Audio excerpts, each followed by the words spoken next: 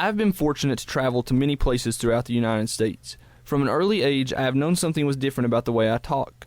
I went with my mom to a convenience store near my grandpa's house in Washington, D.C., and as soon as she spoke, the clerk asked her where we were from. When I visited Boston my freshman year of college, I had a person ask me how far south I was from. Both of these stories took place because of my dialect.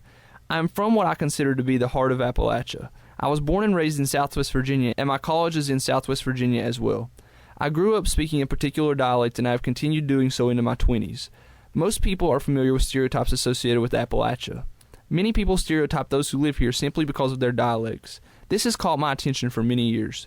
Throughout this segment, you will hear portions of an interview with Tara Coleman, a student from Appalachia who attends Virginia Tech, and you will also hear information about the Appalachian dialect provided by Colton Bierke, an English education major at Northern Arizona University in Flagstaff, Arizona.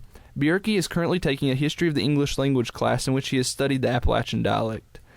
I asked Bierke, as an outsider of Appalachia, to tell about the stereotypes associated with the Appalachian people as a result of our dialect.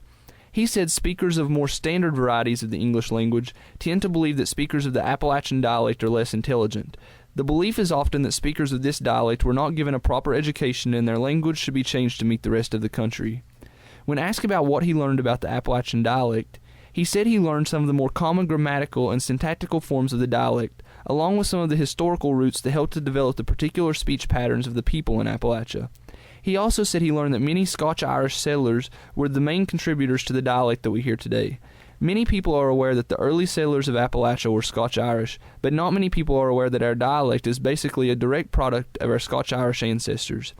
I asked Coleman, the student from Virginia Tech, if she felt she had ever been hindered by her Appalachian dialect. She said, "When I first came to college, I was very intimidated because I talked different than everyone else, and I assumed that everyone thought I was not as smart as them because of it.